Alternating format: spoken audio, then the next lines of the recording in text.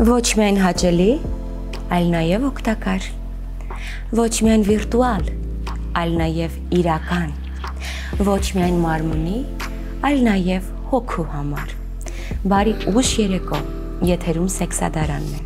սեռական կյանքի բոլոր նրբությունները պարզ, մատչելի և դասավորված համապատասխան դարակներում։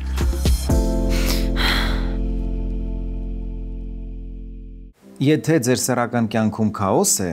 հոգ չէ, ժամանակն է չքննարկվածը պարզելու և ամեն ինչ իր տեղը դնելու։ Այսօր խոսելու ենք սեռավարակների և սեռական խանգարումների մասին,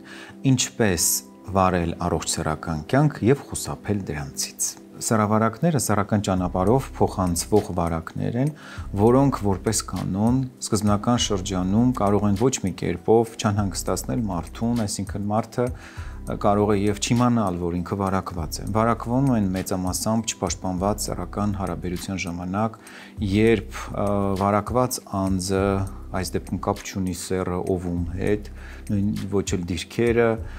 կարող է հարաբերության ժամանակ վարակել դիմացինին։ Ներկայումս սեռավարակները 20-ից ավելին են, բայց գործնականում մենք ավելի հաճախ իհարկե հանդիպում ենք հետևյալ սեռավարակներին՝ տրիխոմոնիազ, գոնորեա, խլամիդիոզ, ուրեապլազմոզ, միկոպլազմոզ և բնականաբար նաև սիֆիլիս։ Վիրուսային շարքին են պատկանում հերպեսը, ցիտոմեգալովիրուսը, պապիլոմավիրուսը, ինչպես նաև իհարկե հեպատիտները։ Այս դեպքում իհարկե առանձին խոսակցության թեմա է միավ վարակը, որը արդեն մարդու իմունային անբավարարության վիրուսն է և ժամանակի ընթացքում բերում է ձեռքբերովի իմունային անբավարարության համախտանիշի։ Բոլորն էլ իրենց հերթին բերում են սեռական առողջության վատ թարացմանը և կախված նրանից, թե որքան վաղուց է պրոցեսը տեղակայված օրգանիզմում, սեռական խնդիրները տարբեր դրսևորումներ են ունենում։ Տղամարդկանց մոտ սկզբնական շրջանում նկատվում է գանգատներ, մասնավորապես պոտենցիայի հետ կապված, որովհետև երկար ժամանակ լինելով սեռական օրգաններում առաջացնում են բորբոքային պրոցեսներ և բերում արյան շրջանառության վատացմանը։ Բայց կա մի կարևոր խնդիր, որի մասին իհարկե ուզում եմ անպայման նշել, դա այն է, որ շատ սեռավարակներ կարող են և կլինիկորեն ոչ մի կերպ չարտահայտվել։ Եվ անձը կարող է նույնիսկ գլխի չընկնել, որ ունի սեռավարակ, որովհետև շատ սեռավարակներ նույնիսկ վաղուց արդեն փոխանցված կարող են ոչ մի կերպով զգացնել չտալ։ Սեռավարակների գաղտնի շրջանը տարբեր է։ Գաղտնի շրջան նշանակում է, երբվանից է վարակվել անձը և երբ են առաջանում առաջին կլինիկական նշանները, սկսած մեկ շաբաթից նույնիսկ ամիսներ ու տարի։ Միայն բավական է հիշատակել միավ վարակի մասին, որի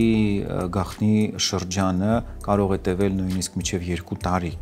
Եվ եթե անձը պատահաբար, ինչպես հաճախ տեղի ունենում մեր պացիենտների պարագայում, պատահաբար գնում է ստուգվելու և ստուգման ժամանակ ստուգում են ամբողջական ծավալով, պարզվում է, որ ունի սեռավարակ, որի մասին ինքը նույնիսկ չի էլ մտածել։ Ցավոք, վերջին տարիներին, նույնիսկ կարող եմ ասել տասնամյակներին, սեռավարակների թիվը գնալով ավելանում է։ Մասնագիտական փորձը վկայում է, որ գնալով ավելի շատանում են այն պացիենտները, որոնք դիմում են մեզ սեռական խնդիրներով, պայմանավորված սեռավարակներով։ Պատճառները տարբեր են։ Առաջին հերթին սեռական գրագիտության պակասն է, մասնավորապես թեթևամիտ վերաբերմունքը սեռական հարաբերությունների նկատմամբ և չպաշտպանված սեռական հարաբերությունները առանց մտածելու ու հասկանալու, թե ինչ խնդիրների դրանք կարող են հանգեցնել։ Եվ ցավոք սրտի սրան գումարվում է նաև անառողջ ազատականացումը, այսպես կոչված ազատ ապրելակերպը, որը բերել է նրան, որ շատ դեպքերում դեռահասները մտնելով սեռական կյանքի մեջ և շտապելով մտնել սեռական հարաբերությունների մեջ, տեղյակ չեն նույնիսկ հասարակ հարցերին, հակաբեղմնավորիչներ, սեռական կյանք, հիգիենա և այլն։ Եվ հենց նաև այդ նկատառումներից ելնելով նաև որոշվեց ստեղծել այս հաղորդաշարը, որը եկավ նաև լրացնելու այդ բացը, որովհետև բազմաթիվ դեպքերին առնչվելիս հասկանում էինք, որ խնդիրը գալիս է նաև անտեղյակությունից, երբեմն նաև հակասական ինֆորմացիայից, որի իհարկե հիմնական, այսպես ասած, կարմիր թելը դա ինֆորմացիայի պակասն է։ Մյուս պատճառը, թե ինչու են շատացել սեռավարակները, սեռական կյանքի եւ առաջին սեռական հարաբերության տարիքի նվազումն է, որի մասին մենք արդեն խոսել ենք, բայց այստեղ եւս համառոտ դրա մասին նշեմ, որ ցավոք նվազել է առաջին սեռական հարաբերության տարիքը եւ մեր հետազոտությունների տվյալներով այն հիմա կազմում է տղաների մոտ միջինում 15.5 տարեկան, նախկին 17-ի փոխարեն տղաների պարագայում, իսկ աղջիկների պարագայում կազմում է միջինում 17 տարեկան, նախկին 19.5-ի փոխարեն։ Սա եւս իհարկե մտահոգիչ է, որովհետեւ վաղաժամ սեռական կյանքը բերում է ոչ միայն սեռավարակների, այլ նաև անցանկալի հղիության, երբեմն նաև հղիության արհեստական ընդհատման իր մի շարք բացասական հետևանքներով։ Հաջորդ պատճառը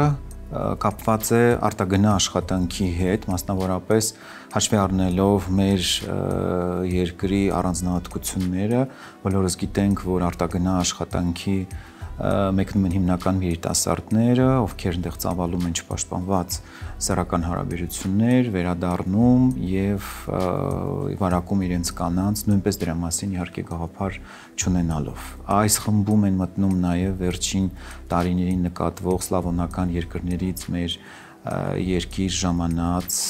տուրիստները, ովքեր նույնպես իհարկե սեռական հարաբերությունների մեջ մտնելով փոխանցում են սեռավարակները։ Պետք է նշեմ, որ վերջին տարիներին նկատվում է հատկապես իհարկե սիֆիլիսի դեպքերի աճ, ի տարբերություն մյուս սեռավարակների, եւ շատ դեպքերում ուշ է արձանագրվում, որովհետեւ նույնպես իհարկե ինչպես ցավոք ընդունված է, մինչև դանակը ոսկորին չի հասնում, այսինքն մինչև չեն նկատում գանգատները, չեն դիմում բժշկի հետազոտման նպատակով։ Իդեպ, սա մտահոգիչ է այն առումով, որ սիֆիլիսը կարող է ժամանակին չկանխվել եւ մնալով օրգանիզմում բերել նեյրոսիֆիլիսի առաջացման, որի պարագայում ախտահարվում են ուղեղի նյարդերը եւ սա էլ կարող է ունենալ ողբերգական ավարտ։ Ժամանակի ընթացքում չհայտնաբերելու եւ չբուժելու պարագայում սեռավարակները կարող են հանգեցնել անպտղության, քանի որ բերում են սերմնայողոկի, որակական ու քանակական ցուցանիշների նվազման եւ բացի այդ նաեւ կնոջ մոտ կարող են առաջացնել արգանդափողերի անանցանելիություն։ Այս դեպքում հատկապես պիտի նշեմ խլամիդիոզի մասին, որը կլինիկորեն չդրսևորվելով, այսինքն պացիենտը կարող է եւ չիմանալ, որ ինքը սեռավարակակիր է, ժամանակի ընթացքում բերում է կանանց մոտ արգանդափողերի անանցանելիության, իսկ տղամարդկանց մոտ սերմնածորանների խցանման։ Եթե ժամանակին այն չհայտնաբերվի եւ չբուժվի, հետագայում փաստորեն կարող է պրոցեսը անդարձելի լինել։ Մյուս սեռավարակները նույնպես իհարկե բերում են վերարտադրողական խնդիրների, բայց համեմատաբար իհարկե ոչ այդ աստիճանի եւ դարձելի process-ներ են։ Ամեն դեպքում ուզում եմ շեշտել, որ հղիության պլանավորումից առաջ պարտադիր իհարկե զույգը պետք է անցնի համապատասխան հետազոտություն, քանի որ քիչ չեն այն դեպքերը, երբ հղիության ընդհատումից հետո պարզ էր դարձել, որ ընդհատման կամ վիժման պատճառը եղել է որևէ մի սեռավարակ կամ սեռավարակներ նույնիսկ։ Սրա պատճառը եղել է այն, որ հղիացել են առանց պլանավորման, առանց համապատասխան հետազոտություններ անցնելու եւ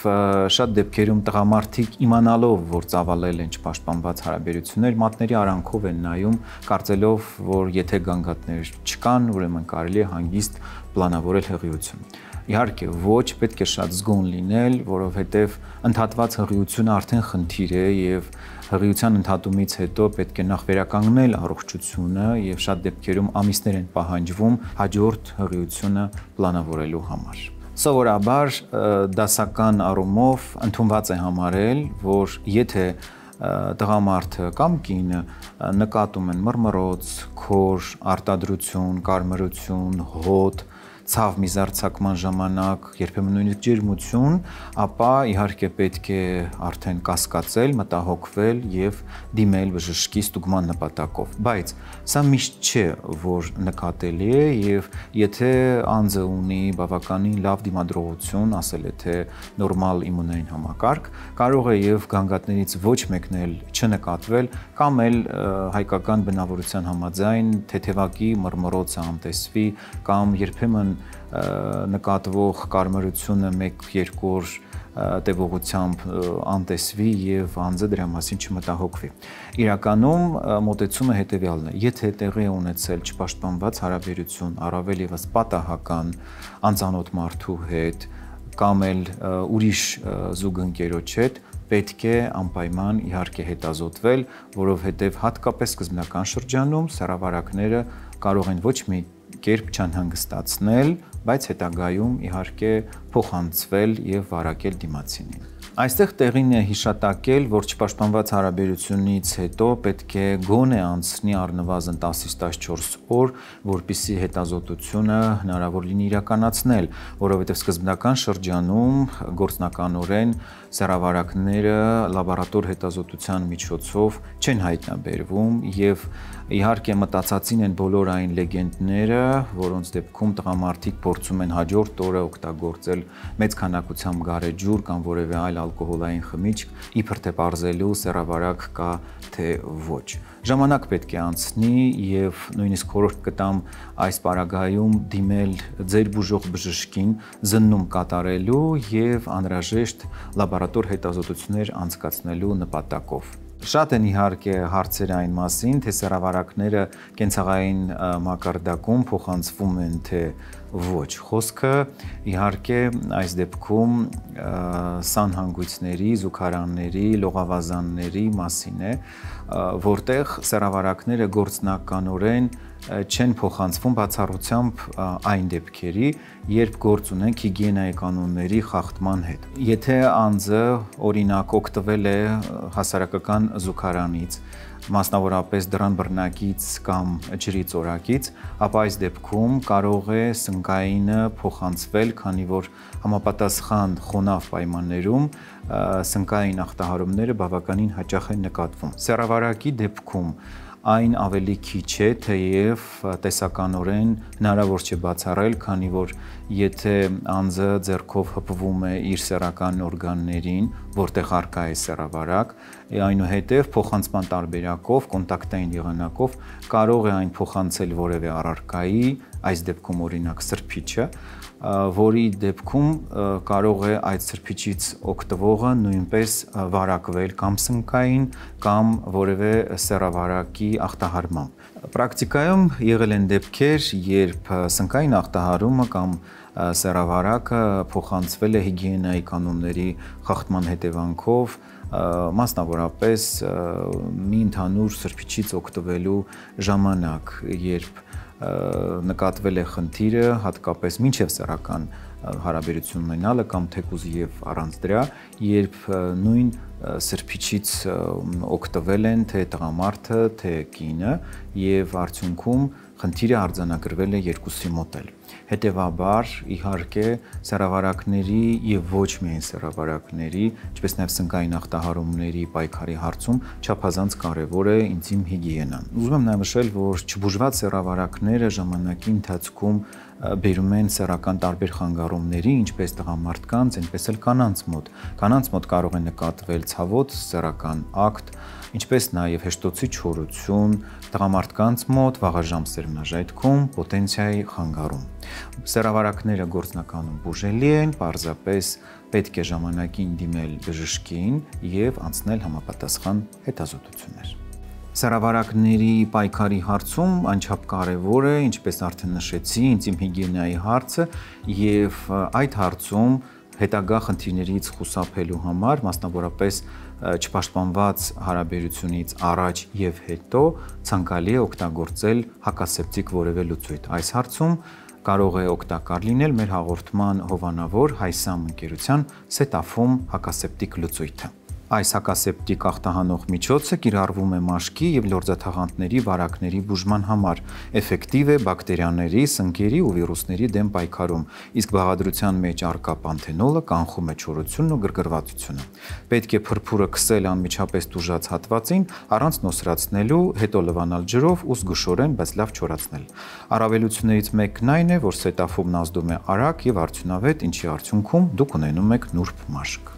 Իդեպ պետք է նշեմ, որ չբուժված սեռավարակները ժամանակի ընթացքում կարող են հանգեցնել շագանակագեղձի բորբոքման, որն էլ իր հերթին բերում է տարբեր տեսակի սեռական խանգարումների։ Շագանակագեղձի խնդիրների մասին առջևում ձեզ սպասվում է հետաքրքիր հարցազրույց բժիշկ ուրոլոգի հետ։ Մնացեք մեզ հետ։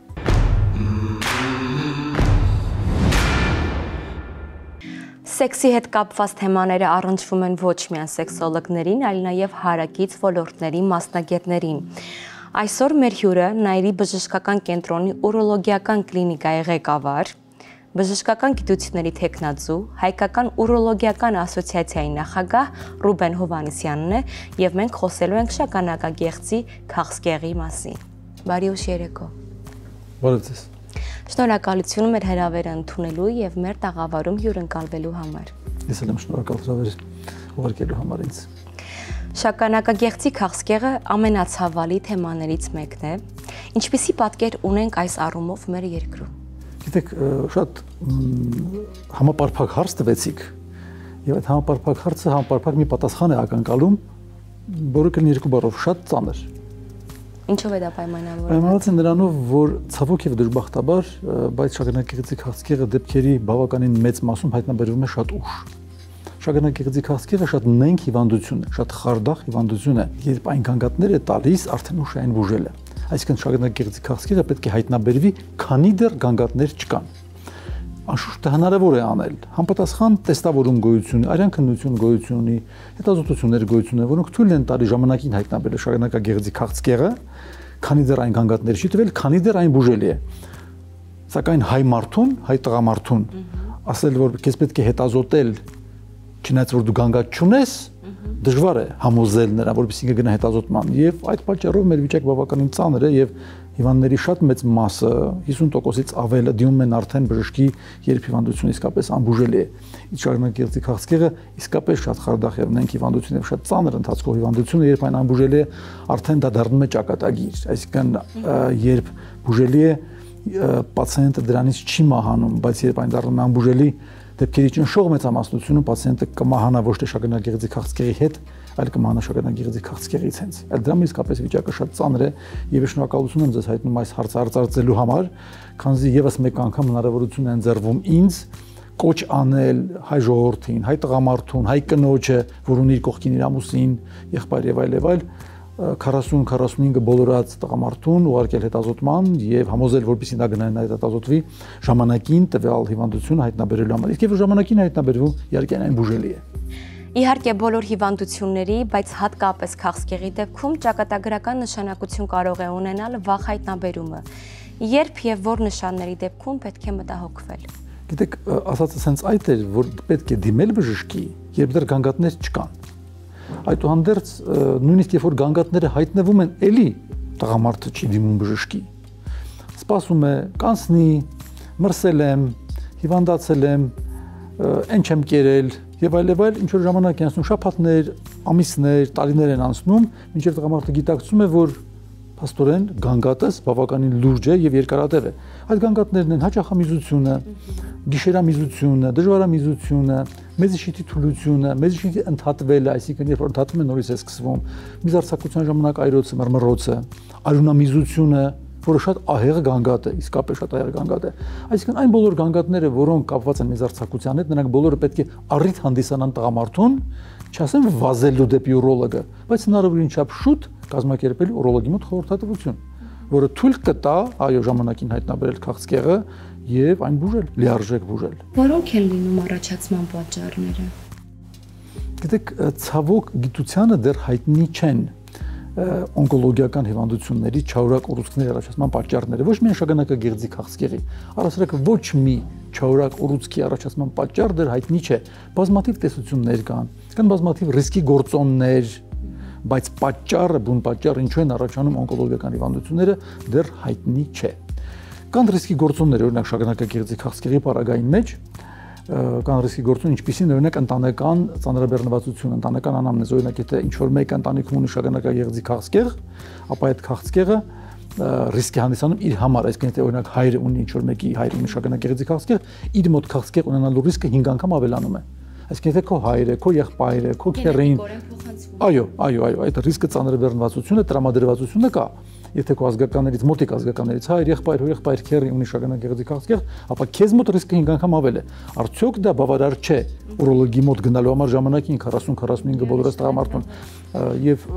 բնականաբար ընտանեկան անամնեզ, այսինքն ընտանիքում արկայությունը, ասեցի արդեն ազգականներ, հայր, եղբայր, եղբայր քեռի նրանց մոտ քաղցկեղի արկայությունը հիմք է, որ 40-45 տարեկան բոլորս տղամարդը գնա ուրոլոգի մոտ եւ ասի, որ գիտեք, ես ունեմ ընտանիքում այս հիվանդությունը, գիտեմ, որ ես ռիսկի խմբի մեջ եմ, խնդրում ինձ հետ ազոտեք։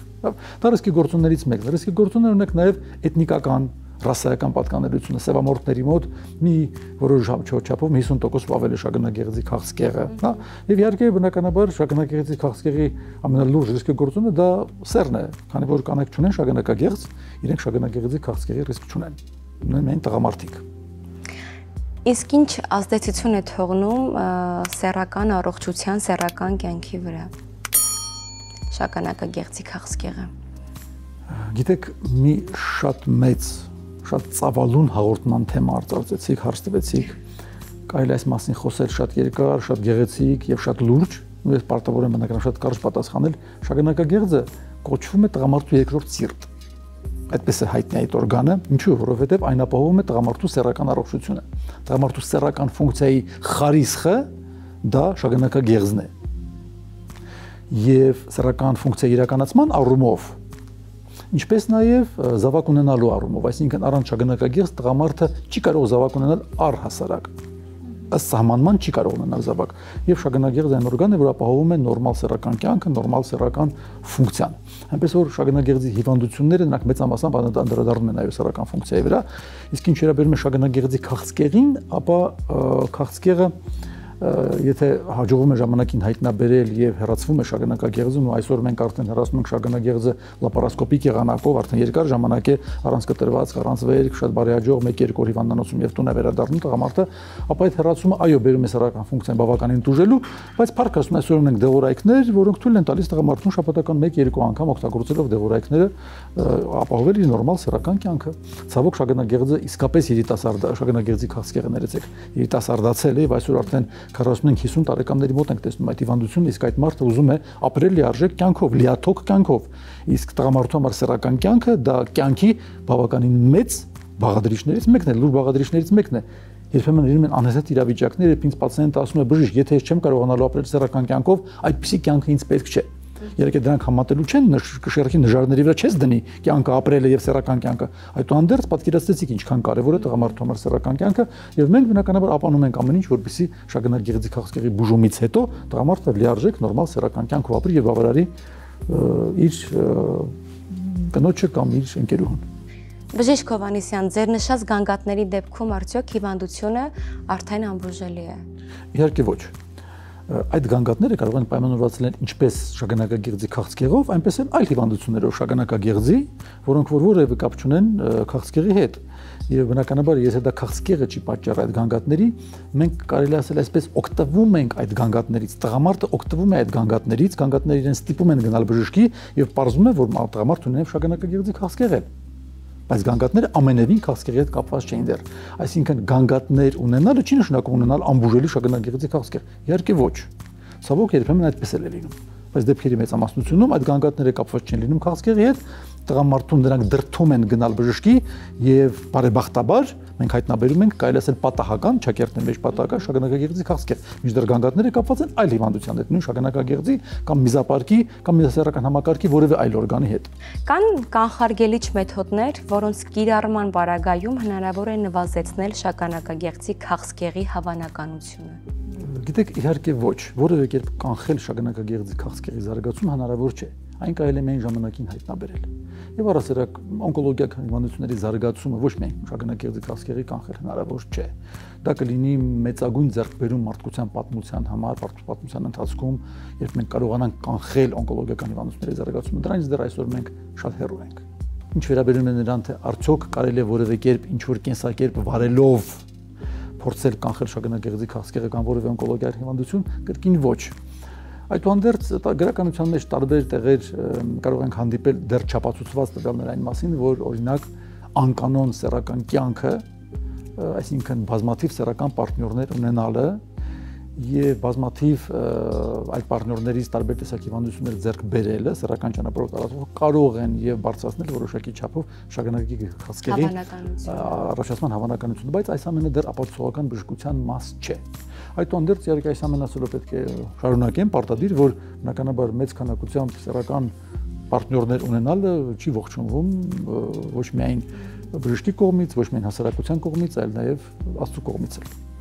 Ամփոփելով մեր այսօրվա բովանդակալից զրույցը, ունենք ավելացումներ կամ խորհուրդ։ Այո, իհարկե, ուզում եմ ասել, որ շագանակագեղձի քաղցկեղը որքան էլ ես այն ներկայացրեցի որպես մի հրեշ, այն իսկապես հրեշ է։ Այդուհանդերձ այդ հրեշը լրիվ բուժելի հիվանդություն է։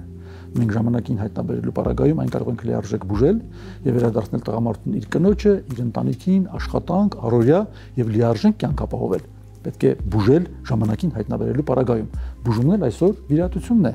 Վիրահատությունը լարվում է առանց կտրված, առանց վեր, կարվում է լապարասկոպիկ, 1-2 օրից տարածորեն մարդը վերադառնում է իր տուն եւ շատ արագ վերադառնում է իր առօրյա եւ մոռանում է հիվանդության մասին։ Շնորհակալություն բժիշկ Հովհաննիսյան։ Իսկ դուք սիրելիները շարունակեք մնալ մեզ հետ։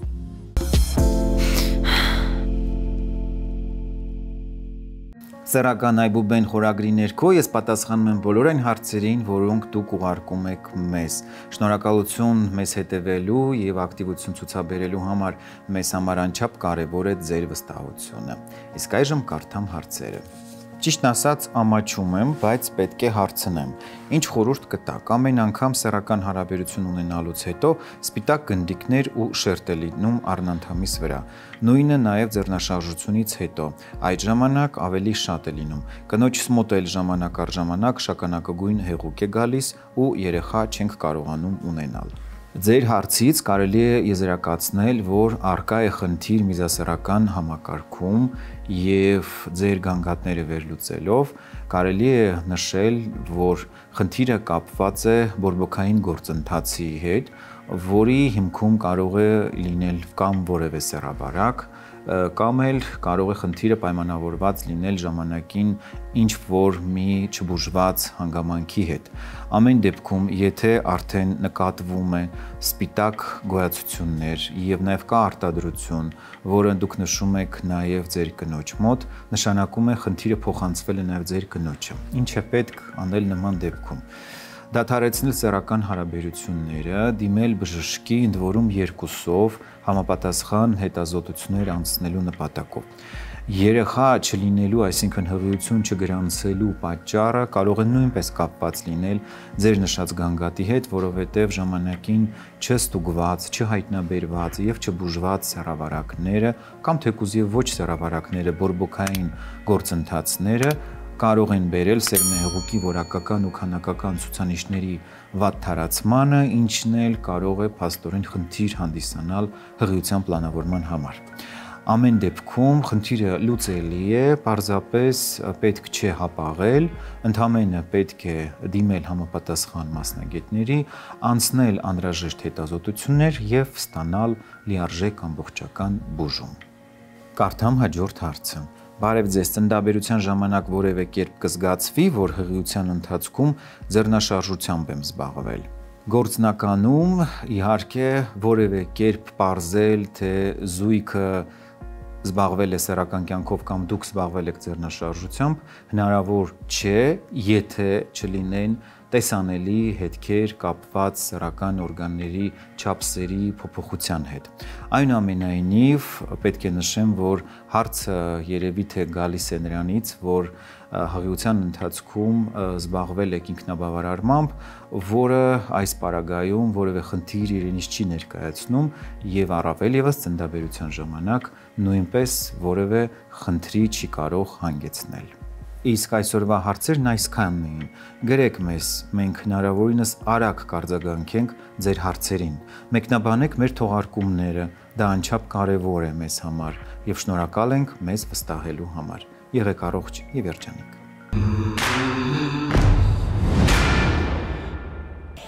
Մեզ հետ դուք ձեռք կբերեք նոր գիտելիքներ եւ կմոտենաք իրական հաճույքների։ Այնպես որ գտեք մեզ,